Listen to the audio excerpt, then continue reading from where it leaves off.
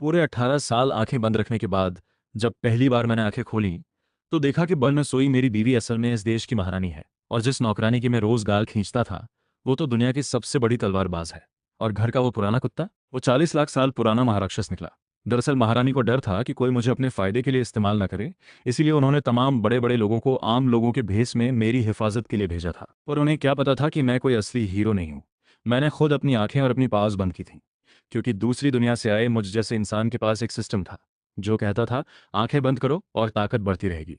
हाँ, शुरू में बिना आंखों के जीना बड़ा मुश्किल था। कोई काम नहीं, कोई कमाई नहीं, भूख से मरने की नौबत आ गई। तभी एक अमीर घर की लड़की मिली जो घर वालों की शादी की जिद से बचने के लिए एक फेक हस्बैंड ढूंढ रही थी। मुझे क्या एतराज था, बस आकर दी। और फिर शुरू हो गई मेरी मजेदार जिंदगी। उस दिन मेरी आंखें बंद किए पूरे 10 साल हो गए थे। तभी अचानक सिस्टम का नोटिफिकेशन बजा, बधाई हो, इस बार तुमने जैकपॉट मारा है। सच में किस्मत खुल गई थी। सबसे ऊंचे लेवल का रिवॉर्ड मिला था, वज्र तलवार का दिल। उसी पल मेरे अंदर से एक ऐसी एनर्जी निकली जिसने आसमान को चीर कर एक बड़ी दरार कर दी। मैं खुद चौंक गया। अरे, सच में आसमान फट गया। तुरंत सब एनर्जी वापस खींची और मन में बोला, अभी किसी को नहीं हराना, अभी बस चुप रहना है। मालिक, आप ठीक हो?" नौकरानी नैलान यानरान भागती हुई अंदर आई, आंखों में हैरानी थी। मैंने कहा, अरे मैं एकदम ठीक हूँ, तू क्यों घबरा रही है? साथ ही उसका गाल खींच दिया, पुरानी आदत है। तभी मन में एक आइडिया आया। यानरान, तलवार सीखना है? उसने गाल ढकते हुए धीरे से सिर हिलाया। हाँ मालिक, मैं मालकिन और आपकी हिफाजत करना चाहती हूँ। मैंने एक नाटकीय अंदाज अपनाया, हाथ पीछे बांधे और बड़े रहस्यमय तरीके से बोलने लगा। एक बार एक बूढ़ा भिखारी मिला था। उसने कहा कि मुझ में गजब की टैलेंट है। फिर उसने मुझे एक पुरानी तलवार की किताब दी। खुद को तलवार का उस्ताद बताता था, पर मुझे लगा नकलची है। मैंने वो किताब पढ़ी, कुछ बातें समझ में आई। आज तुझे वही बताता हूँ। शुरुआत में नैलान यानरान बस मेरी बात सुनने का नाटक कर रही थी, पर जैसे जैसे मैं सिस्टम से मिली बातें बताता गया उसकी सांस तेज होने लगी। आंखों में एक अजीब चमक आ गई। तलवार की एनर्जी उसके चारों तरफ घूमने लगी और फूलों जैसी शेप्स बनने लगी। थोड़ी देर बाद उसके पूरे जिस्म में एक झटका लगा। वो सीधे टॉप लेवल पर पहुंच गई थी। नैलान यानरान के मन में तूफान उठ रहा था। उसने मुझे ऐसे देखा जैसे कोई कमाल की चीज देख रही हो, पर मुझे लगा ही नहीं कि मैंने कुछ बड़ा कर दिया। बस एक जमाई ली और सोचने लगा कि सब्जी लेनी है। फिर लाठी उठाई और घर से निकल पड़ा। हमारा गांव देखने में तो एकदम सादा था, पर असल में यहाँ बड़े बड़े लोग छुपे थे। गांव का मुखिया असल में प्रधानमंत्री था, जो महारानी के हुक्म पर यहाँ बैठा था। जब उसने मुझे लाठी टेकते हुए आते देखा तो अपना चिंतित चेहरा छुपाकर मुस्कुरा दिया। तभी मुझे याद आया, सिस्टम ने एक नई चीज दी थी, फेस रीडिंग वाला हाथ। सोचा, चलो इसी पर ट्राई करते हैं। बिना सोचे सीधे उनके गाल पर एक थप्पड़ लगाया और उनका चेहरा टटोलने लगा। वो तो गुस्से से लाल हो गए। इतने बड़े आदमी को इस तरह सबके सामने गाल थपथपाया जाए। पर मैं बोलता रहा, यार, तुझमें तो जबरदस्त किस्मत है, ऐसी जगह बर्बाद क्यों कर रहा है? जा, कहीं बड़ा काम कर। फिर और मजे लेने लगा, उनकी नाक पकड़ी और डांटने लगा। इतने साल हो गए, काम ढंग से किया, तरक्की हुई कुछ? पास खड़े नकली कोयला बेचने वाले सेनापति को हंसी रोकना मुश्किल हो रहा था। देश के सबसे ताकतवर मंत्री को एक अंधे आदमी की नाक से पकड़े देखना वाकई बड़ा मजेदार नजारा था। तभी लाल कपड़ों में महारानी मेदुसा आ गई। नैलान यानरान की बात सुनकर उनके मन में मेरे बारे में जानने की तेज इच्छा जागी थी और वो खुद देखने आ गई थी। मैं उस वक्त पास की सब्जी की दुकान पर पहुंच चुका था। दुकानदार असल में एक राजकुमार था जो सत्ता पलटने की फिराक में था। नाम था वांग चुआन। भाई प्याज है, वो पहले से परेशान था, मन में बावत के प्लान चल रहे थे। उसने ऊपर देखा, मुझे बचाना, और चेहरा काला पड़ गया। मुझसे नफरत करता था वो, क्योंकि उसे लगता था महारानी मेरी वजह से उससे दूर है। उसने सब्जी पटकी और मुझे सबक सिखाने उठा। पर मैंने पहले ही कहा, भाई लगता है तू उत्तर का है। सुन मेरी बात, जल्दी से अपने घर वालों को वहां से निकाल। उत्तर का राजा बगावत करने वाला है और उसका बेटा दिल्ली में घुस आया है। जल्दी ही पूरे खानदान का काम तमाम होगा। ये सुनकर वांग चुआन सन रह गया। गुस्सा डर में बदल गया। उसने कांपते हुए पूछा, तुझे कैसे पता?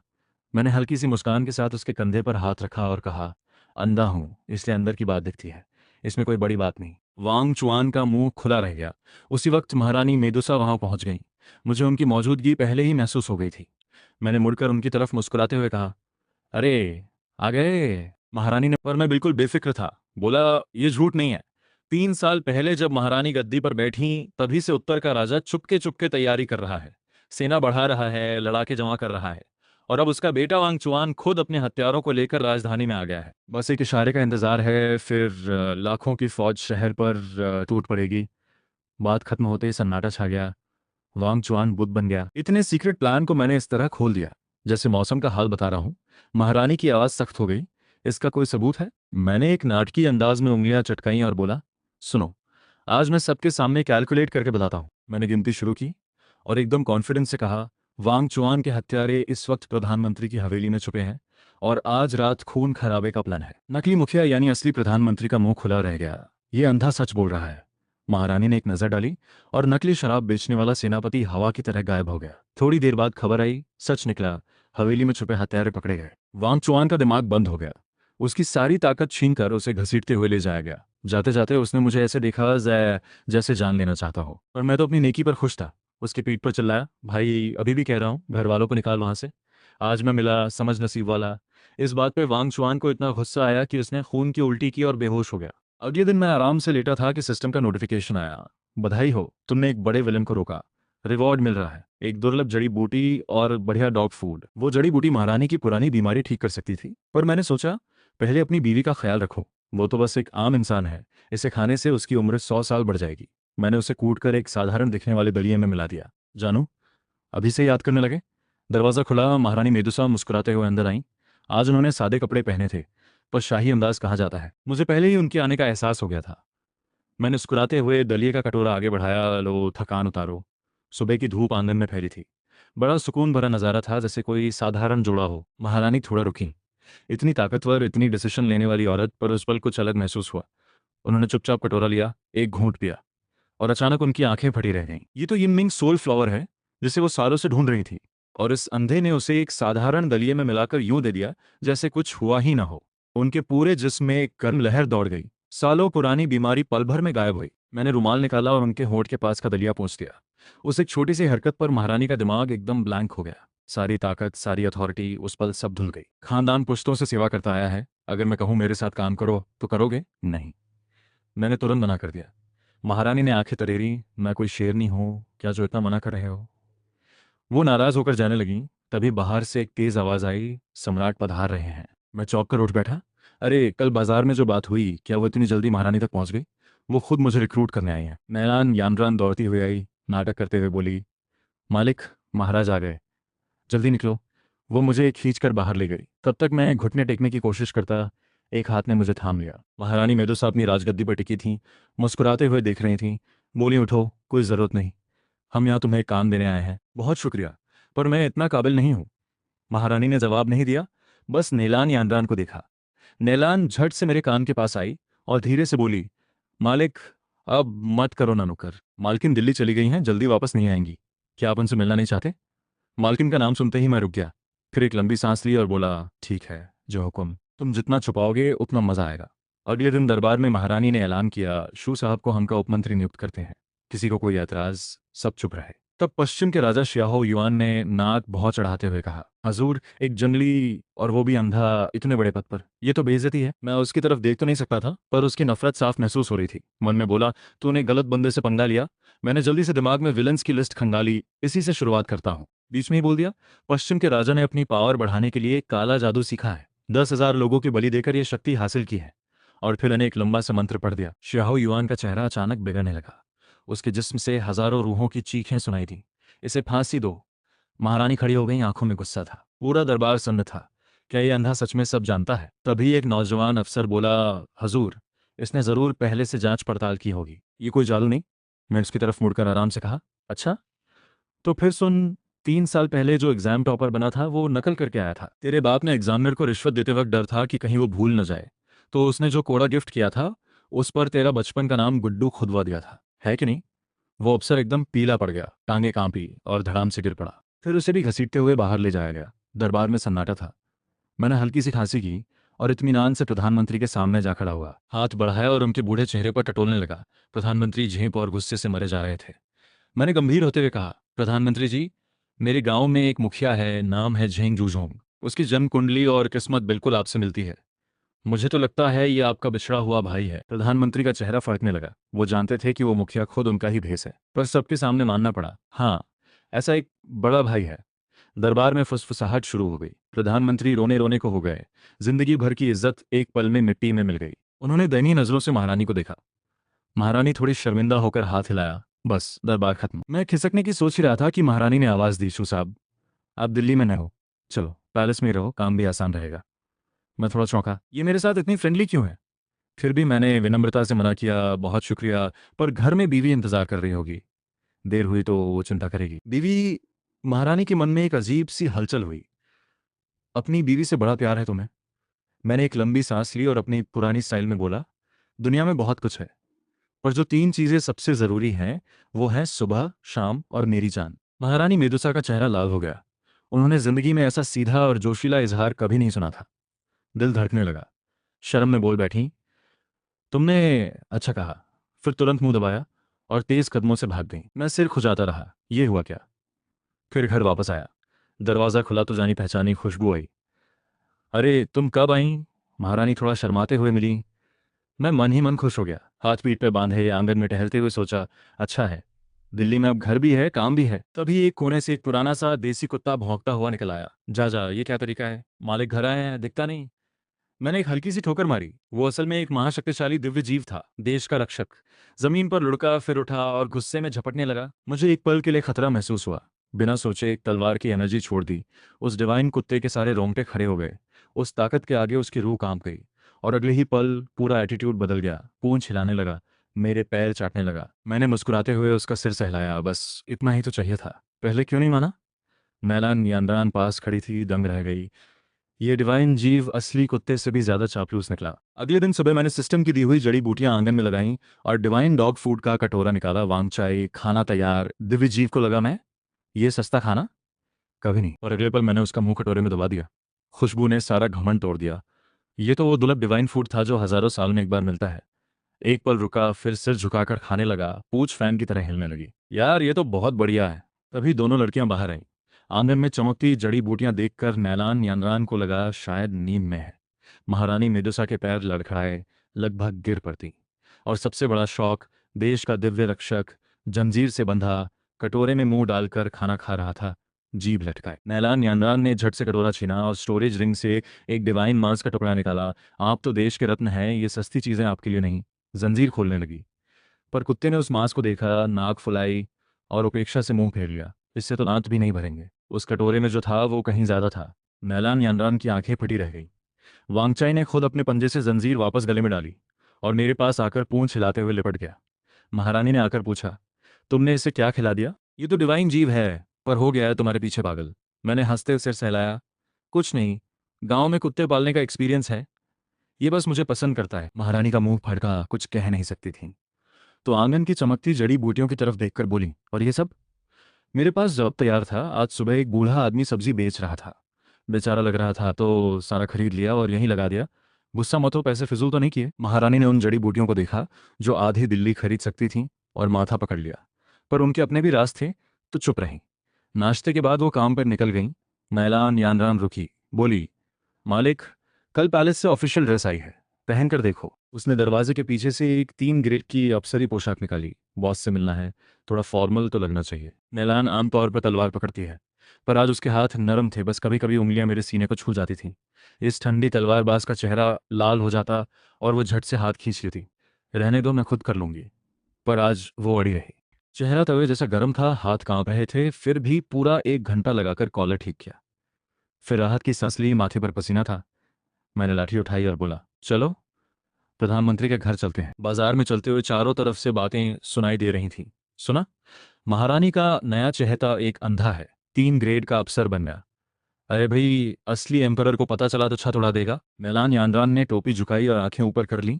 इन बेवकूफ़ों को क्या पता, चहेता और एम्परर एक ही इंसान है। पर इन सबसे बेखबर शहर की परछाई में एक खतरा पल रहा था। एक अंधेरी गुफा में वांग चुआन ने खून की उल्टी की। आंखों में आग थी। शू फेंगयान, तूने मौत को बुलाया है। उसने एक कम्युनिकेशन डिवाइस खोली। उसमें एक खूबसूरत नागिन जैसी औरत नमूदार हुई। नाम था फेंगमिंग। वो बोला, मेरे एक काम करो, शू फेंगयान को खत्म करो, बदले में तुम्हारा भाई वापस मिलेगा। वो औरत खुशी से कांपने लगी। कॉल बंद हुई। वांग चुआन के होठों पर एक क्रूर मुस्कान आई। वो भाई, उसे तो वो कब का मार चुका था। मुझे इस सब की कोई खबर नहीं थी। मैं प्रधानमंत्री के ऑफिस में पहुंच गया। नमस्कार। मैं झुकने लगा, पर प्रधानमंत्री भूत देखने जैसे उचक पड़े और मुझे थाम लिया। अरे नहीं नहीं, बैठिए बैठिए। चेहरे पर ऐसी मुस्कान जो रोने जैसी लग रही थी। मन में थे, बस ये जल्दी जाएं। मैं खुशी से बैठ गया। बताइए, कोई काम हो तो?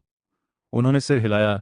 कौन पागल होगा जो उनसे काम करवाएगा। तभी एक खुशबू आई और एक बेहद खूबसूरत औरत अंदर आई। उसने अपनी नरम उंगलियां मेरे कंधे पर रखी और मेरे करीब आ गई। आवाज में मिठास थी जो हड्डियां गला दे। ये थी फेंगमिंग, एक खतरनाक असैसिन जो सोच रही थी एक अंधे को उल्लू बनाना बाएं हाथ का खेल है। मैंने हल्का सा पीछे हटने की कोशिश की, पर वो पीछे पीछे आती रही। आप कौन है? मेरा नाम वूमिंग है, छठे ग्रेड की अफसर, उसने मुस्कुराते हुए कहा। नैलान यानान का चेहरा बर्फ जैसा ठंडा हो गया था। तलवार पकड़ने वाला हाथ हल्का सा कांप रहा था। तभी फेंगमिंग अचानक पीछे हट गई, सुरक्षित दूरी पर। पास आओ, दूर जाओ, ये खेल नादान लड़कों का दिल तोड़ता है। पर मुझ पर कोई असर नहीं था।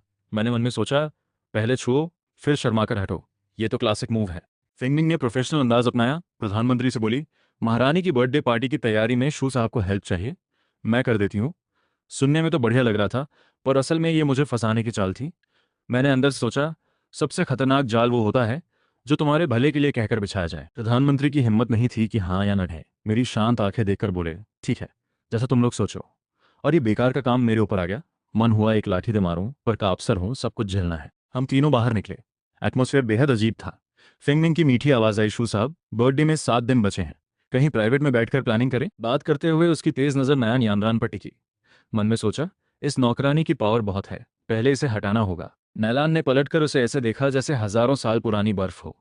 फेंगमिंग ने मुस्कुराकर नजर वापस दे दी। दोनों की नजरें टकराईं, हवा में चिंगारियां थीं। मैं बीच में था, सब इग्नोर करते हुए लाठी थपथपाई। यार, सबसे पहले खाना, बाकी सब आपने। तो परफेक्ट है। मैं दिल्ली में नहीं हूँ, घर भी नहीं, एक बार खाना खिला दो। फेंगमिंग ने तुरंत अपना प्लान बदला और नरम आवाज में बोली। नैलान यानरान ने तुरंत कड़क आवाज में कहा, नहीं, घर में मालकिन है, थोड़ा शर्म करो। बस खाने की बात है, कोई बड़ी बात नहीं। तुम तो बस नौकरानी हो, बड़ी बोलती हो। कोई नहीं जानता था कि तुम भाभी हो, फिंगमिंग ने भोली आंखें बनाकर कहा। बात बिगड़ती जा रही थी। मैंने झट से दोनों को अलग किया। घर में जो मेरी बीवी कहे वही होता है। तो आना चाहती है पर उनकी मर्जी से। फिंगमिंग थोड़ी देर के लिए सन्न रह गई। उसे जरा भी अंदाजा नहीं था कि ये बड़ा अफसर असल में अपनी बीवी का पालतू है। नैलान यानरान मुंह बनाना चाहती थी, पर चुप रही। कोई बात नहीं, चलते हैं। मैंने लाठी उठाई, पर फेंगमिंग की नज़र नैलान नाम सुनते ही तेज हो गई। उसने उस साधारण नौकरानी को ध्यान से देखा। ये तो वो मशहूर तलवारबाज है, और ये एक अंधे आदमी की नौकरानी बन गई। घर पहुंचे। आंगन में एक सिंपल कपड़ों में औरत, एप्रन पहने, हाथ में गर्म खाने का कटोरा लिए किचन से निकली। आ गए, हाथ धो लो, खाना लगाती हूँ। महारानी मेदुसा ने मुझे वार्म स्माइल दी, पर नज़र फेंगमिंग पर पड़ी। एक हल्की सी भौं उठी। ये मेरे साथ काम करती हैं, खाना खाने आई हैं, मैंने सहजता से कहा। महारानी ने मन में कुछ महसूस किया, पर घरवाली की तरह मुस्कुराकर बोली, ठीक है। फिंगमिंग उस पर बिजली सी खड़ी रह गई। वो एनर्जी, वो ऑरा, ये तो महारानी है। और ये खूनी असैसिन के पैर कांपने लगे। फिंगमिंग बैठे बैठे बेचैन थी। अभी मुंह खोला ही था कि महारानी ने उसे आंख दिखाई और होंठ पर उंगली रख दी, फिर मेरी तरफ इशारा किया। फिंगमिंग समझ गई, सिर हिलाया और चुप हो गई। मन में सोचा, महारानी के हाथ का बना खाना खाने को मिल रहा है, कल फांसी भी लगे तो कोई गम नहीं। उसने खुशी खुशी मछली का टुकड़ा उठाया, मुंह में डाला, और एक साथ कड़वा, तीखा, नमकीन और अजीब सा स्वाद फट गया। फिंगमिंग का दिमाग घूम गया। थूकने ही वाली थी कि देखा, मैं और नैलान यानरान भी गर्दन अकड़ाकर अजीब चेहरा बनाकर निगल रहे हैं। महारानी को कुछ लगा, खाना ठीक नहीं है क्या? मैंने सच बोला, बहुत बढ़िया है। फिंगमिंग ने झटपट अंगूठा दिखाया, जिंदगी बचानी थी। नैलान यानरान चुपचाप चाय से कुल्ला करने लगी। महारानी ने देखा, फिर फेंगमिंग के फिगर पे एक नजर डाली और पूरी मछली की प्लेट उसकी तरफ खिसका दी। अच्छा लगा तो और खाओ। फेंगमिंग की स्माइल जमी रह गई, आंखें बंद, आंसू बहाते हुए कोयला खाने जैसे पूरी प्लेट साफ कर दी। आंखें खुली तो लगा दादी नानी बुला रही हैं। और लो, अभी तो बहुत है। महारानी ने मुस्कुराते हुए एक और प्लेट बढ़ाई। फेंगमिंग का मुंह भर आया। मैं अब और नहीं देख सका, उठकर बोला, लाओ, मैं थोड़ा ठीक करता हूँ, ये मेरी पहली रसोई है, बर्बाद नहीं होने दूंगी। महारानी की आवाज में अनजाने में एक रॉयल वार्निंग आ गई। मैंने नरमी से हंसते हुए कहा, आपने गलत कहा। आपने तो नींव रखी है, मैं बस थोड़ा रंग चढ़ा रहा हूँ। जैसे बादशाह ने नक्शा बनाया, मंत्री ने सजाया, दोनों ने मिलकर किया। आपके बिना शुरुआत होती तो मेरी फिनिशिंग कहाँ होती? आंगन में सन्नाटा छा गया। महारानी की चॉपस्टिक्स हाथ से गिर पड़ी। फेंगमिंग भी हैरान रह गई। ये इजहार है या बस बात? मीठा तो शहद से भी ज्यादा था। फेंगमिंग ने चुपके से देखा, खून बहाने वाली महारानी के कान अनार जैसे लाल हो गए थे। नैलान यानरान ने झटपट छोटी नोटबुक निकाली और ये बात नोट कर ली। महारानी दुनिया की सबसे पावरफुल हैं, पर इस तरह की बातें सुनने की आदत नहीं थी। थोड़ी देर बाद मैं खाना ठीक करके वापस आया। महारानी ने तुरंत एक टुकड़ा उठाया, स्वाद जीभ पर पड़ा और पूरी बॉडी एक पल को काम गई। आंखों में एक चमक आई जो पहले कभी नहीं आई थी। ये हंसी उन्होंने एम्परर बनने के बाद पहली बार किसी के सामने ऐसे दिखाई थी। लो, थोड़ा और। मैंने उनकी प्लेट में और डाल दिया। महारानी का वो बड़प्पन वाला अंदाज कहीं गायब हो गया था। धूप में उनकी छोटी सी मुस्कान चमक रही थी। आंखों में एक लड़की वाली मासूमियत थी। बस नहीं हुआ मुझे। नैलान यानरान पास बैठी थी। उसकी चॉपस्टिक्स हिली ही नहीं, खाना कम और दूसरों का प्यार ज्यादा देखने को मिला था। आधे घंटे बाद महारानी अफसोस के साथ उठी। ढेर सारे काम इंतजार कर रहे थे। जाते ही फेंगमिंग उचकी, साहब बर्थडे पार्टी प्लानिंग करनी है। उसकी आंखों में एक अजीब सी चमक थी। मैंने कहा, जल्दी क्या है? फिर वांगचाई की तरफ देखा। चल बाहर। उस डिवाइन जीव ने एक दबी हुई आवाज निकाली। उसे जमीन से चिपक कर बैठना था, ये किसी भी तरह से उसे मंजूर नहीं था। मैंने रस्सी खींची। वो नहीं हिला। मैंने एक ठोकर लगाई, उठ, नहीं तो आज रात तुझे पका दूंगा। वो गुस्से से उछला, पर अगले पल मैंने धीरे से कहा, "ओ, 3, 2, 1।"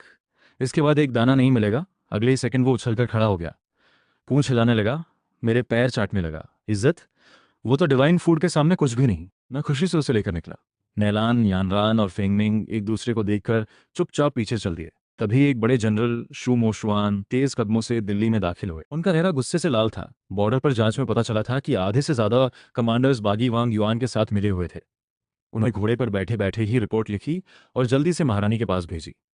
फिर सोचा, पहले शू फेंगनियान से मिलते हैं, कोई सोल्यूशन निकलेगा। पर रास्ते में जो नज़ारा देखा वो याद आने वाला था। मैं एक पेड़ के पास खड़ा था, बड़बड़ा रहा था, जल्दी कर, इतनी देर से घुमा रहा हूँ। कुत्ते ने इधर उधर देखा, कोई जानने वाला नहीं। नैलान भी चुप रहेगी। हिम्मत करके पैर उठाया। ठीक उसी पल मेरी आवाज़ आई और वो जम गया, रुक नहीं सका। एक काम हो गया, साथ में सिर धीरे धीरे घुमाया। जनरल की नज़र से नज़र मिली। जनरल वहीं खड़े रह गए, आंखें मली। ये देश का डिवाइन रक्षक एक पेड़ के नीचे, सड़क किनारे ऐसे। कुत्ते ने पैर नीचे किए और एकदम ब्लैंक एक्सप्रेशन के साथ दूसरी तरफ देखने लगा। वो फ्रेंडशिप एक झटके में खत्म हो गई। मुझे किसी के आने का अंदाजा हुआ। हंसते हुए कंधे पर हाथ रखा। अरे भाई, तुम दिल में? चलो चाय पिलाता हूँ। जनरल ने जैसे तैसे कहा, बस किसी से मिलने आया था। पास खड़ी फेंगमिंग सन थी। ये तो 6 देश जीतने वाले जनरल हैं और इनके सामने इस अंधे की ये हालत। नैलान यानरान ने धीरे से मेरी बांह खींची। मालिक, बर्थडे पार्टी याद है? हाँ हाँ, सही कहा। मैंने माथा ठोका। जनरल से बोला, आज काम है, माफ़ करना, फिर कभी बैठते हैं। और रस्सी खींचकर वापस चल दिया। तभी सिस्टम का नोटिफिकेशन बजा, बधाई हो, एक बड़े विलन को कमज़ोर किया। रिवॉर्ड, एक टॉप लेवल टेक्निक और 20 साल की प्योर एनर्जी। एक झटके में मेरे अंदर पावर की बाढ़ आ गई, सीधे अगले बड़े लेवल पर पहुंच गया। और बोनस, 3 ऐसे क्लोन्स बना सकता था जो मेरी ही 60% ताकत रखते हों। वापस आकर मैं और फेंगमिंग बगीचे में बैठकर पार्टी की प्लानिंग करने लगे। उधर वांग चुआन को पता चला कि उसके बॉर्डर के आदमी पकड़े गए। गुस्से में उसने एक पुराना अजीब सा आंख जैसा पत्थर निकाला, बड़े पुराने जमाने की चीज, जिस पर ये निशान लगे वो छुप नहीं सकता। उसने एक्टिवेट किया। सोचा फेंगमिंग की जासूसी करें। पर स्क्रीन पर जो दिखा उससे दोबारा बिजली गिरी। बगीचे में फूल उड़ रहे थे। फेंगमिंग दोनों हाथों पर ठोड़ी टिकाए बड़ी बड़ी आंखों से मुझे देख रही थी।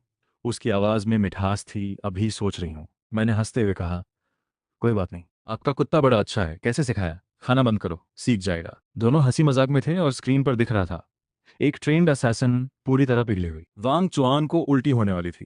उसने इस किलर पर इतनी मेहनत की और वो उसके दुश्मन के साथ इस तरह बैठी है। गुस्से में वो पीछे गिरा, पर्दा गिर गया। उसने खुद को समझाया, नहीं, जरूर वो उसे फंसा रही है, पर खुद को ही पता था ये एक्सक्यूज बेकार है। घर में कोई नहीं था, सीधे काम क्यों नहीं किया? उधर बगीचे में फेंगमिंग ने पूछा, साहब बर्थडे पार्टी कैसी होनी चाहिए? मुझे हंसी आई। ये तो बस एक बड़ा कंपनी इवेंट है। पहले फेस्टिव माहौल बनाओ, फिर बड़े बड़े लोगों को बुलाओ, खाना पीना हो, फिर कुछ एंटरटेनमेंट, डांस, पोएट्री, म्यूजिक, सबसे गिफ्ट्स लो, अंत में एक फाइट कंपटीशन। मैंने एक रेडीमेड प्लान निकाला और उसे दे दिया। फेंगमिंग ने ऐसे लिया जैसे खजाना मिल गया। माथे से लगाया, पढ़ने लगी, साहब ये तो कमाल है। साथ में आंखें भी चमकाती रही। पर एक अंधे पर यह सब बेकार था। फेंगमिंग ने सोचा, मैं इतनी मेहनत से आंखें मार रही हूँ और इसे पता तक नहीं। वैसे सुना है एक मशहूर किलर का नाम भी फेंगमिंग है। वो वांग चुआन के बारे में क्या सोचती होगी? मैंने मन में प्लान करते हुए पूछा। फेंगमिंग ने एक पल रुककर नफरत से कहा, घमंडी आदमी, जिसमें जिंदगी है बस। फिर मेरी तरफ देखकर नरम होकर बोली, वांग चुआन और साहब की तुलना हो ही नहीं सकती। मैंने चुपचाप सिर हिलाया। इस लड़की में जबरदस्त टैलेंट है, पर इसे पता नहीं कि उसका भाई कब का जा चुका है और वो बेकार में वांग चुआन की नौकरी कर रही है। उधर वांग चुआन ने गुस्से में कीमती कप तोड़ा और अंधेरे में चिल्लाया, 7 तलवारों वाले उस्ताद, इन दोनों को खत्म करो। परछाई से एक बूढ़ा आदमी निकला, कमर पर 7 छोटी छोटी तलवारें, चुपचाप झुका और हवा में गायब हो गया। मैं बगीचे में बैठा था। फेंगमिंग थोड़ी टिकाए देख रही थी। नैलान यंदान तलवार लिए पास खड़ी थी। अचानक एक हवा चली, फूल उड़े और पीठ के पीछे बिना आवाज के 7 तलवारें एक साथ निकलीं। ठीक उसी वक्त मैं उठा, आलस में लाठी पीछे की तरफ घुमाई, सटाक उस उस्ताद की कलाई पर लग गई। 7 तलवारें छनछनाती हुई जमीन पर गिर गईं। वो सन्न रह गया। 100 साल की मेहनत से बनाई टेक्निक एक लाठी ने तोड़ दी। मुझे लगा कुछ लगा, उलझकर पीछे मुड़ा, खाली नजरों से उस दिशा में देखा। कोई था क्या? वो उस्ताद पसीने में भीग गया। ये कोइंसिडेंस था या उसने पीले कागज का एक पुराना नक्शा निकाला? अपनी सबसे बड़ी टेक्निक यूज करने वाला था, पर कागज निकलते ही हवा ने उड़ा दिया। वो नक्शा सीधे मेरे हाथ में आ गिरा। मैंने छूकर देखा, कागज है, कुछ बना हुआ है। खोला, फिंगमिंग ने देखा और हंसी। ये क्या बना है? कुछ समझ नहीं आया। मैलान यांद्रा ने देखा, 3 साल के बच्चे की ड्राइंग लगती है। मैंने भी सिर हिलाया। हाँ, बड़ी अजीब है। वो उस्ताद की मूछें फड़कने लगी। वो नक्शा उसने महीनों में बनाया था, बर्थडे पार्टी में कियास मचाने के लिए, और इन्होंने इसे बकवास कह दिया। उसने गुस्से में सारी एनर्जी छोड़ी और तलवार की तरह सीधे मेरी तरफ आया। मैं उसी वक्त झुककर नक्शा देख रहा था। उसका वार खाली निकल गया। वो रुक नहीं पाया और सीधे कुत्ते के घर में जा घुसा। वांगचाई अंदर सो रहा था। आउच! गुस्से में बाहर निकला और भौंकने लगा। मैंने आवाज सुनकर पूछा, वांगचाई क्या हुआ? चूहा आया क्या? वो उस्ताद घर से निकला, सिर पर तिनके लगे थे। इतनी बेइज्जती उसने कभी नहीं झेली थी। वो फिर हमला करने को था कि मेरे हाथ में डिवाइन डॉग फूड का थैला देखा। उसके पेट ने गद्दारी की, जोर से बोला। उसे खुद पर शर्म आई। मैंने टटोल कर एक मुट्ठी डॉग फूड उठाया और आगे बढ़ाया। लो भाई, ट्राई करो, मेरा स्पेशल स्नैक है। वो उस्ताद उस डॉग फूड को देखकर कांप रहे थे, पर हाथ रुक नहीं रहा था। उन्होंने एक दाना मुंह में डाला और आंखें फटी रह गईं। ये तो दुर्लभ डिवाइन चीज थी जो हजारों साल में नहीं मिलती। बस, सब भूल गए। कुत्ते के घर के पास बैठकर खाने लगे। वांगचाई ने गुर्राया। मैंने एक और मुट्ठी उसे दी। शांत, मेहमान आए हैं। फेंग मिंग और नैलान यानरान एक दूसरे को देखते रहे। ये तो वो खतरनाक उस्ताद थे जिनसे दुनिया कांपती थी, और अब कुत्ते के घर के पास डॉग फूड खा रहे थे। तभी दरवाजे पर कदमों की आवाज आई। महारानी मेदुसा अंदर आई। खबर थी कि कोई हमलावर आया है, और जो नज़ारा देखा उस पर यकीन नहीं हुआ। उस उस्ताद ने एनर्जी महसूस की, घबराकर घुटने टेक दिए। सरकार को प्रणाम।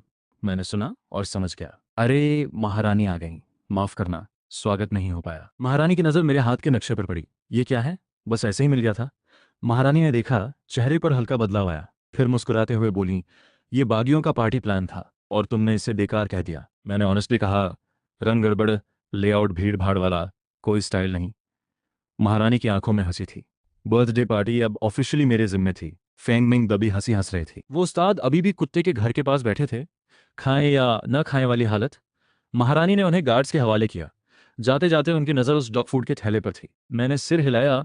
बेचारे सच में भूखे लग रहे थे। महारानी पास आई। पार्टी के लिए कुछ चाहिए हो तो बताओ। मैंने नाक खुजाई। एक आइडिया आया, चिंता मत करो। ऐसी पार्टी होगी जो कोई भूल नहीं पाएगा। महारानी की आंखों में क्यूरियोसिटी आई, पर कुछ पूछा नहीं। उन्हें पता था ये अंधा हमेशा कुछ अलग करता है।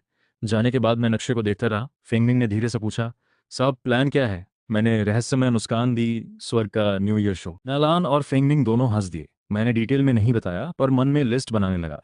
Lights, sound, stage effects, interactive games, lucky draw, comedy acts, सब चाहिए। सोचते सोचते मुझे भी हंसी आ गई। और वो बेकार सा बागियों का नक्शा, उसे चाय की केतली के नीचे रख दिया।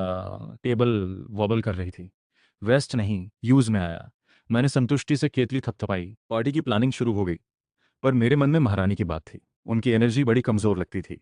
दोपहर की फुर्सत में मैंने आंखें बंद करके अपनी सेंसिंग एक्सटेंड की उनके कमरे की तरफ। वो गोल्डन गाजर वाली छोटी बनी थी, पर आज उसके कान झुके हुए थे। उसके आसपास कुछ गहरे धागे थे जो धीरे धीरे उसकी एनर्जी खा रहे थे। मेरी भौहें सिकुड़ गईं। सिस्टम ने नोटिफिकेशन दी, high level energy disturbance detected, analysis, पुरानी इंजरी, कोल्ड पॉइजन अभी भी शरीर में है, ट्रीटमेंट, इनमिंग सोल फ्लावर रिकमेंडेड। मुझे याद आया, वो फ्लावर तो मैंने पहले ही यूज़ कर दी थी। तो सच में उन्हें पुरानी तकलीफ है। खैर, वो फ्लावर खत्म है, पर उसके बीज 3 दिन पहले लगाए थे। आंगन में दूसरी वार्म एनर्जी वाली जड़ी बूटियां थीं। उन्हें मिलाकर कुछ बन सकता था। पूरी तरह ठीक नहीं, पर आराम जरूर मिलेगा। मैं उठकर आंगन की तरफ बढ़ा। सेंसिंग से हर पौधे की एनर्जी दिख रही थी। मैं बैठकर जड़ी बूटियां चुन रहा था कि नैलान यानरान आई, मालिक कुछ चाहिए? मैंने कहा, बस एक हर्बल टी बना रहा हूं। उसने कुछ नहीं पूछा, चुपचाप पास खड़ी हो गई। मैंने चुने हुए पौधे धोए, पानी डाला, धीमी आंच पर चढ़ाया। सेंसिंग में दिख रहा था, सब कलर्स मिलकर एक वार्म ऑरेंज ग्लो बना रहे थे। हांडी हिलाते हुए मन ने बड़बड़ाया, इसे खुद का ख्याल रखना नहीं आता। इतनी कम उम्र में इतनी तकलीफें। बात खत्म नहीं हुई थी कि दरवाजे पर आहट आई। महारानी मेदुसा खड़ी थी, सादे कपड़ों में। चेहरे पर एक अजीब सी एक्सप्रेशन थी। मेरी बात सुन ली थी उन्होंने। मैं झट से उठा। आप, पार्टी तो रात को है। वो आंगन में आई, हांडी देखकर बोली, क्या बना रहे हो? बस हर्बल टी। मैंने चम्मच उठाया टेम्परेचर चेक करने के लिए। महारानी ने चम्मच ले लिया। मैं चख लेती हूँ। उन्होंने एक घूंट लिया, आंखें हल्की सी खुली। मैंने एक्सप्लेन किया, बस वार्म हर्ब्स हैं, रोज पीने से फर्क पड़ेगा। महारानी ने चम्मच रखा, थोड़ी देर चुप रही। फिर धीरे से बोली, तुम्हें पता है ना? मैं अनजान बनकर कहा, क्या पता? उन्होंने सीधे मेरी आंखों में देखा, जानते हुए कि मैं देख नहीं सकता, कि मैं मेदुसा हूँ, कि पुरानी इंजरी है, कि मैं तुम्हें कई साल छुपाया। मैंने सिर खुजाया, हल्के से कहा, मुझे बस इतना पता है कि मेरी बीवी की तबीयत ठीक नहीं, उसे देखभाल चाहिए, बाकी सब बाद में। महारानी जम गई। जो बात वो कहने आई थी वो गले नहीं रह गई। मैंने टटोल कर जेब से एक छोटा सा पुड़िया निकाला, खोला। कुछ अंबर रंग की कैंडी थी। टी बनाते वक्त ये भी बना लिए। बोला है, चखो, मीठा है कि नहीं। एक कैंडी उठाई और नेचुरली उनके होठों के पास ले गया। महारानी ने बिना सोचे मुंह खोल लिया। मीठा टेस्ट जीभ पर फैला, हल्की सी हर्ब्स की खुशबू के साथ। उनके गाल धीरे धीरे लाल होने लगे। जो सीरियस माहौल था वो एक पल में पिघल गया। मैंने मुस्कुराते हुए पूछा, कैसा लगा? महारानी ने कैंडी चबाते हुए धीरे से कुछ बोला। आंखों में वो रॉयल रुआब कहीं गायब था, जैसे लगे कि कुछ और कहना है। मैंने दूसरी कैंडी भी दे दी। गले के लिए अच्छी है। अब बोल ही नहीं सकती थी, गाल फुलाए मुझे घूरती रही। पर उन आंखों में कोई एम्परर नहीं था, बस एक लड़की थी। नैलान यानरान कब से पीछे हट गई थी और उसके कंधे हिल रहे थे। मैं टी हिला रहा, आराम से बोला, रोज एक बोल, 3 महीने में ठीक हो जाएगा। महारानी ने धीरे से पूछा, तुम मेरे लिए इतना क्यों करते हो? मैंने नेचुरली कहा, तुम मेरी बीवी हो, तुम्हारे लिए ना करूं तो किसके लिए करूं? महारानी चुप हो गई। सेंसिंग में दिखा वो गोल्डन बनी अब जोर जोर से नाच रही थी। कान खड़े हो गए थे। महारानी ने मुड़ते हुए कहा, आज रात पार्टी के बाद बात करनी है, इंतजार करना। और तेज कदमों से निकल गई। मैं टी हिलाता रहा, मन में सोचा, ये अपनी बड़ी शर्मीली है। टी तैयार होने पर मैंने फिल्टर करके बॉटल में भरा, नैलान को दिया। रोज सुबह दे देना। नैलान ने बॉटल लेते हुए देखा, मालिक, आप सच में बात अधूरी छोड़ दी। मैंने हाथ हिलाया, जा जल्दी। आंगन में शांति थी।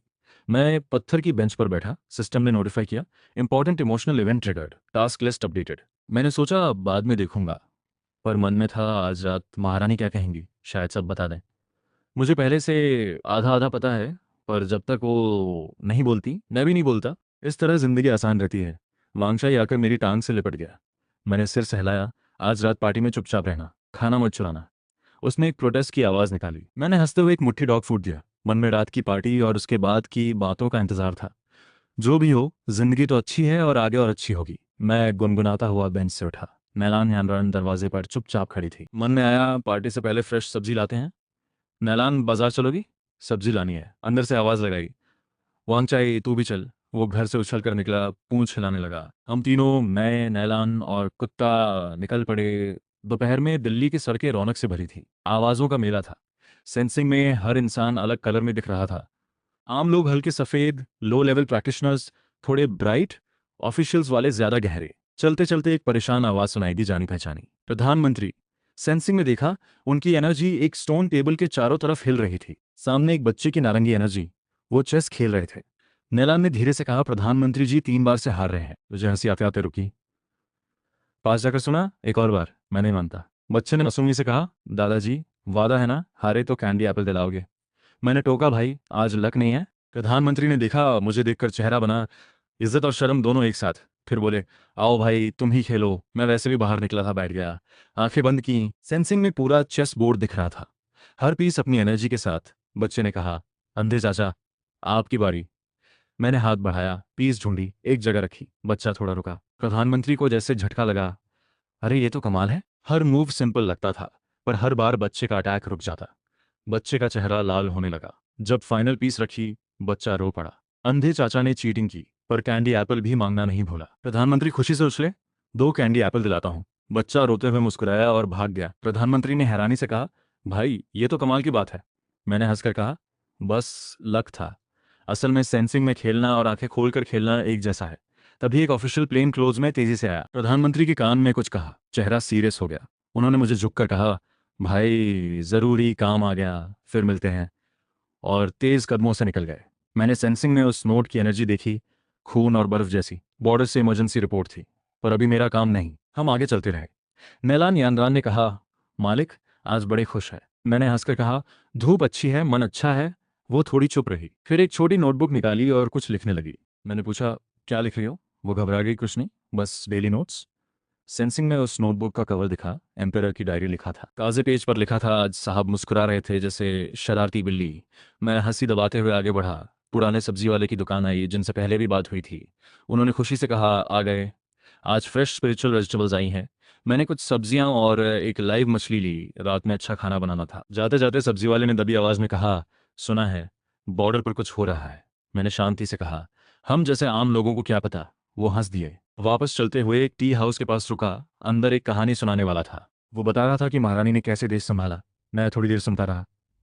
नैलाम ने पूछा, अंदर बैठे? मैंने मना किया, रात की पार्टी की तैयारी करनी है। मुड़ते हुए टी हाउस से कुछ लोग निकले, जंगली अंदाज में, आपस में धीरे बोल रहे थे। बॉर्डर पर हलचल है। बर्थडे पार्टी में सब बड़े लोग जमा होंगे, यही सही मौका है। उनकी एनर्जी में एक बुरी सी खिंचाव थी। नैलान का हाथ तलवार पर गया। मैंने हल्के से सिर हिलाया, अभी नहीं, इनको अलर्ट नहीं करना। वो गली में मुड़ गए। मैंने उनकी एनर्जी याद कर ली, रात में नजर रखनी होगी। घर आकर मैं खाना बनाने लगा। नैलान ने हेल्प की। वांगचाई किचन के दरवाजे पर लार टपकाते बैठा रहा। सब्जी काटते हुए मैंने पूछा, नैलान, रात की पार्टी ठीक रहेगी ना? उसने सीरियसली जवाब दिया, मालिक जहाँ हो सब ठीक रहता है। इतना भरोसा? क्योंकि मालिक हमेशा कुछ अलग करते हैं। मुझे थोड़ी शर्म आई। टॉपिक बदला। वो स्पेशल इफेक्ट रात में टाइम पर तैयार होना चाहिए। नैलान ने नोट कर लिया। तभी फिंगमिंग बाहर से भागती हुई आई। वेन्यू की फाइनल चेकिंग से लौटी थी। साहब, सब परफेक्ट है। वर्कर्स लास्ट टच कर रहे हैं। मैंने सिर हिलाया। फिंगमिंग ने किचन में देखा, आंखें चमकी। मैं भी हेल्प करूं? मैंने सोचा इसका टेस्ट तो अच्छा है, प्लेटिंग कर दो।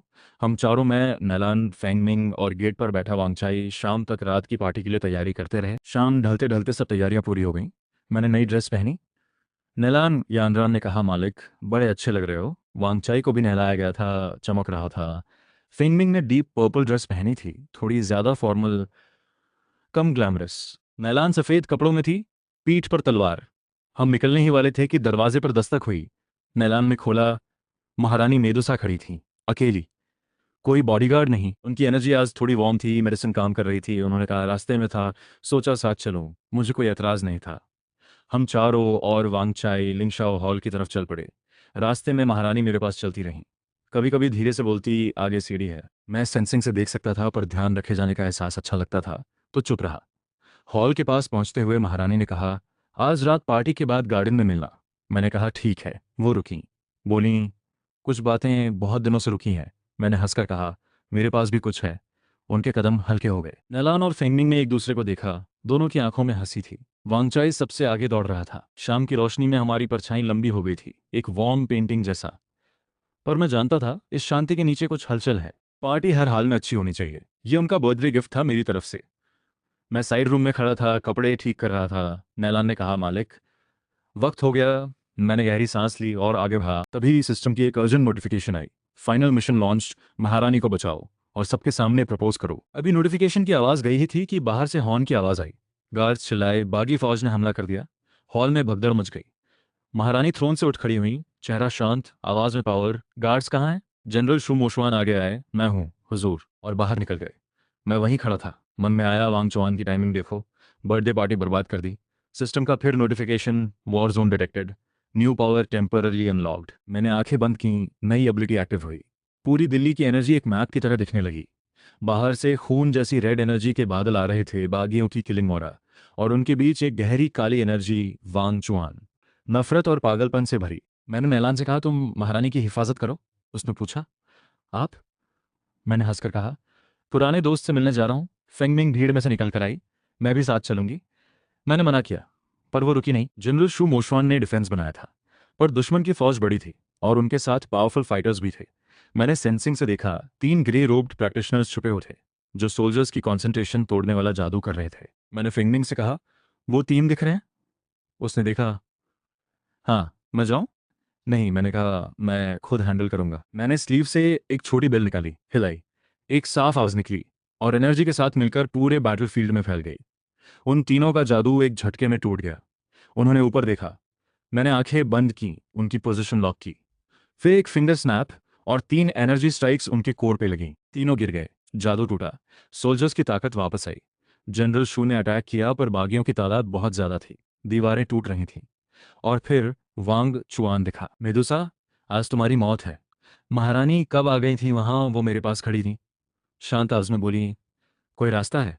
सिस्टम ने तुरंत सजेस्ट किया, सेंसिंग से पूरे शहर की एनर्जी नोड्स को जोड़ो। पार्टी के लिए जो लाइट्स लगाई हैं, वो सब डिफेंस में काम आएंगी। मेरी आंखें चमकी। मैंने आंखें बंद की, पूरी सिटी की एनर्जी स्क्रीन पर आ गई। वो सारी पार्टी लाइट्स एनर्जी से भरे एक बड़ी शील्ड बन गए। एक ट्रांसपेरेंट बैरियर सिटी के बाहर खड़ी हो गई। बागियों के हमले उस पर लगे और रुक गए। वांग चुआन पागल हो गया। उसने अपनी टंग काटी, खून से सीक्रेट टेक्निक यूज की। उसकी डार्क एनर्जी अचानक बढ़ने लगी, शील्ड को तोड़ने लगी। मैं सोचने लगा कि क्या करूं, तभी वांचाई मेरे पास से भागकर बीच मैदान में पहुंच गया। उसने सिर उठाया और एक ऐसी आवाज निकाली जो कुत्ते की नहीं थी। सबकी आंखें उस पर थीं।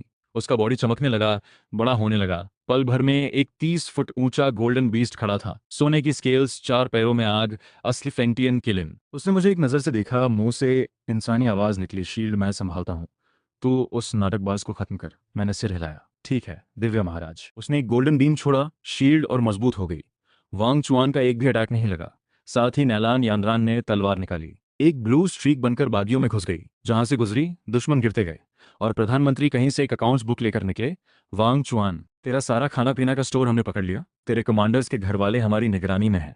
अभी सरेंडर कर। बागियों में हड़कंप मच गया। वांग चुआन चिल्लाते हुए सीधे महारानी की तरफ झपटा। मैंने सोचा बस अब मेरी बारी। आंखें बंद की। सेंसिंग में उसकी हर मूव स्लो मोशन में दिखी। उसकी बॉडी में 13 एनर्जी पॉइंट्स थे। 3 तोड़ो, सब खत्म। मैं लाठी लेकर आगे बढ़ा, बिल्कुल कैजुअल, जैसे टहल रहा हूँ। वो हंसते हुए तलवार लेकर झपटा। पूरी जिंदगी की ताकत उसमें थी। मैं एक तरफ हटा। लाठी से पहला टैप कलाई के एनर्जी पॉइंट पर। तलवार हाथ से छूट गई। दूसरा टैप कोर एनर्जी पॉइंट पर। उसकी सारी पावर एक झटके में गई। तीसरा टैप माथे के पॉइंट पर। वांग चुआन वहीं जम गया।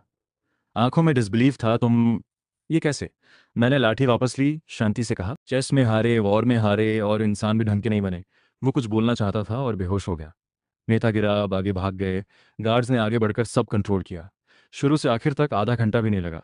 मैंने सेंसिंग बंद की, आंखें खोली, सामने अंधेरा था, पर चारों तरफ से जीत की आवाजें आ रही थीं। जनरल शू मोशवान आए, जोर से कंधा थपथपाया। भाई तू तो कमाल है। मैं हिल गया। जरा आराम से यार, बूढ़ा हूँ। महारानी पास आई, धीरे से बोली, शुक्रिया। मैंने सिर खुजाया। कोई बात नहीं, ये तो बनता था। सिस्टम ने नोटिफिकेशन दी, emergency resolved, mission 80% complete, propose करो अभी। मेरे मुंह का कोना फड़का। ये सिस्टम भी टाइमिंग देखता है। पर सच में अभी बेहतर मौका कहाँ मिलेगा? सब यहीं थे। मैंने गहरी सांस ली, महारानी की तरफ मुड़ा। सेंसिंग से उनकी पोजीशन पता थी। वो, हुजूर, एक बात कहनी है। गला थोड़ा कंपा। चारों तरफ सन्नाटा छा गया। महारानी ने शांति से कहा, बोलो। सिस्टम दिमाग में चिल्ला रहा था। मैंने एक सांस ली और साफ आवाज में कहा, हुजूर, क्या मैं पार्ट टाइम एम्परर बन सकता हूँ? पूरा मैदान एक झटके से सांस रोक बैठा। मैंने जल्दी से जोड़ा, बस ऑफिशियली एक उम्र भर आपके लिए खाना पकाना चाहता हूँ। ये सुनकर मुझे खुद थोड़ी शर्म आई, पर दिल की बात थी। महारानी चुप रहीं। इतनी देर की लगा नाराज हो गई। फिर एक आवाज आई, हंसी में भीगी हुई, आंसुओं से थोड़ी गीली, मंजूर है। 2 छोटे शब्द, पर उनका वजन बहुत था। पहले सन्नाटा, फिर पूरा मैदान तालियों और चीखों से भर गया। जनरल शू सबसे पहले चिल्लाए, बधाई हो हुजूर, बधाई हो एम्परर। प्रधानमंत्री ने मूंछ सहलाई, दोहरी खुशी है। नैलान ने मेरे पास आकर धीरे से कहा, बधाई हो मालिक। फेंगमिंग खुशी से ताली बजाने लगी। वांगचाई वापस कुत्ते बनकर पास बैठ गया था। इतने धीरे से बोला कि बस मैं सुन सका। आखिर कह ही दिया। मैं तो कब से परेशान था। सिस्टम ने नोटिफाई किया, final mission complete, special reward. आंखें खोलकर भी सेंसिंग काम करेगी। जब चाहो देखो, जब चाहो बंद करो। मुझे थोड़ी हैरानी हुई। मैंने मन में कहा, आंखें खोलो। 18 साल का अंधेरा एक पल में रोशनी से भर गया। लिंगशा हॉल दिखी, चारों तरफ मुस्कुराते चेहरे, और महारानी गोल्डन ड्रेस में, इतनी खूबसूरत कि आंखें ठहर गईं। उनकी आंखों के कोने अभी गीले थे। नैलान का ठंडा चेहरा हल्का सा मुस्कुरा रहा था। फेंगमिंग किसी से बात कर रही थी, एक्साइटेड थी। प्रधानमंत्री और जनरल एक दूसरे को बधाई दे रहे थे। वांगचाई पूंछ हिला रहा था। सब पर अलग अलग रंग की एनर्जी थी। रियल दुनिया और सेंसिंग एक साथ दिखी। थोड़ा चक्कर आया। महारानी ने मेरी आंखें देखी, हैरानी से मुंह ढक लिया। तुम्हारी आंखें? मैंने हंसते हुए सिर हिलाया, हाँ और ना, दिखने लगा, पर शायद बंद भी करूं। वो समझ गई, मुस्कुराई। मैंने एक बार सबको देखा, हर चेहरा याद किया, फिर चुपचाप आंखें बंद कर ली। अंधेरा वापस आया, पर पहले से ज्यादा साफ। मैंने मन में बड़बड़ाया, अंधेरे में ज्यादा आराम है। इतना एक साथ देखा, आंखें थक गईं। महारानी हंस पड़ी, जैसी मर्जी। जनरल शू ने जोर से कहा, आज रात विक्ट्री और शादी दोनों सेलिब्रेट करते हैं। प्रधानमंत्री ने कहा, बिल्कुल ठीक। हॉल फिर से सज गई। जो सोल्जर्स मारे गए उनका सम्मान किया गया। बागियों को जेल हुई। वांग चुआन की पावर्स खत्म की गई। अलग सेल में पार्टी शुरू हुई। मैं महारानी के पास बैठा। अधिकारी एक एक करके आकर बधाई दे रहे थे। मैंने सबको टी से जवाब दिया। फेंगमिंग चुपके से मेरे पास आई, साहब सच में दिखता है? मैंने कहा, हाँ, पर देखना नहीं चाहता। वो कुछ समझी, कुछ नहीं। अच्छा, तो अब एक्टिंग बैंड, मैंने हंसकर कहा। तो तुम एक्टिंग कर रही थी? नैलान आई एक ग्लास लेकर, मालिक मेरी तरफ से। मैंने एक ही घूंट में पी लिया। वो थोड़ी देर रुकी, फिर बोली, वो डायरी देखोगे?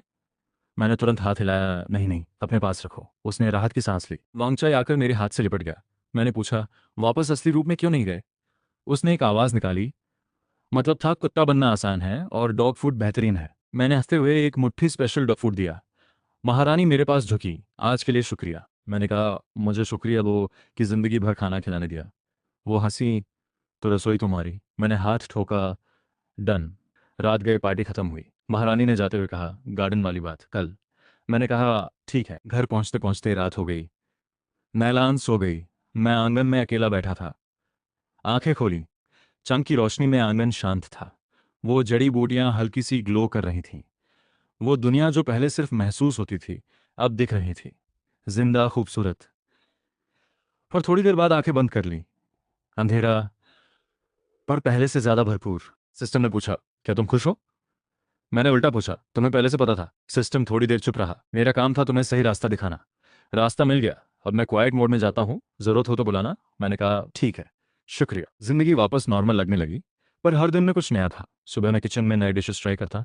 महारानी डॉक्यूमेंट साइन करती, मैं पास बैठकर टी बनाता। कभी कभी सेंसिंग से उनकी बनी देखता। अब वो हेल्थी थी, उछल कूद करती थी। ग्रे थ्रेड्स कहीं नहीं थे। नैलान मेरी बॉडीगार्ड और हेल्पर।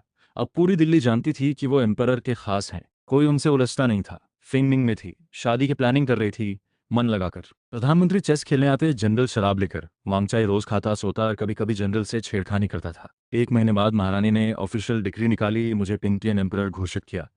जब यूनिक डिक्री पढ़ने आया, मैं किचन में सूप का टेस्ट ले रहा था। सुना, सिर हिलाया और सूप में नमक डालता रहा। वो यूनक दंग रह गया।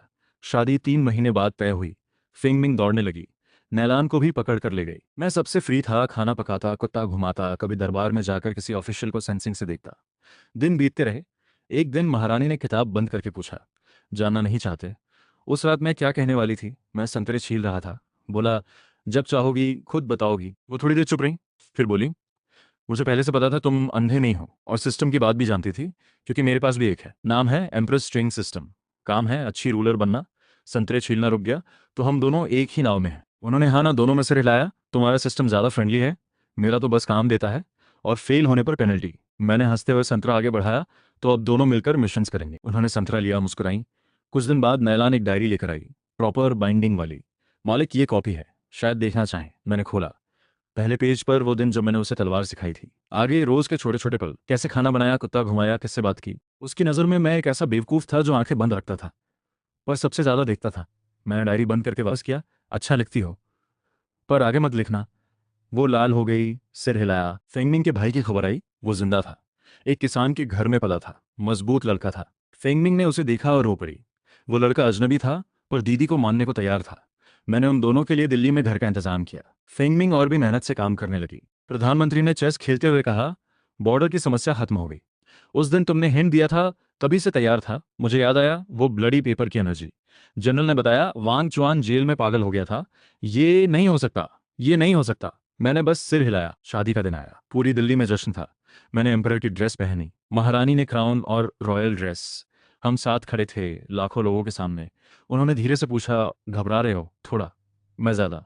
सेरेमनी के बाद हम चेंबर में आए। उन्होंने क्राउन उतारा। बोली, इस पूरी जर्नी में सपना सा लगता था। मैंने आंखें बंद रखते हुए सीरियसली कहा, सपना नहीं है, सच है, और रहेगा। वो मेरे कंधे पर टिक गई। बाहर पूरा चांद था, तारे थे। जिंदगी ऐसे ही चलती रही। मैं हर सुबह जल्दी उठकर नाश्ता बनाता। सेंसिंग में जो दिखता था, लोगों की एनर्जी, उनकी भावनाएं, वो आंखों से देखने से कहीं ज्यादा था। महारानी पूरी तरह ठीक हो गई थी। कोल्ड पॉइजन का नाम ओ निशान नहीं था। जब वो काम करती, मैं पास बैठकर चाय बनाता। कभी कभी कोई आइडिया देता, अच्छा हो या बेकार। वो हमेशा सीरियसली सोचती। हम एक दूसरे के साथ। एक दिन के बाद एक दिन, बस ऐसे ही। एक दिन मैं आंखें बंद करके वांग चाय को खा खिला रहा था। महारानी पास बैठी थी, डॉक्यूमेंट्स देख रही थी। नैलान दूर सोड प्रैक्टिस कर रही थी। प्रधानमंत्री और जनरल कहीं से लड़ते हुए आ गए। वाटर सप्लाई पहले बनाए या सिटी डिफेंस, दोनों अपनी अपनी पर अड़े थे। उनकी आवाज़ें, नैलन की सोड की आवाज़, वांगचाई का खाने का शोर, सब एक साथ। और मुझे अचानक बड़ी तसल्ली हुई। आंखें खोलूं या ना खोलूं, रोशनी पहले से बहुत थी।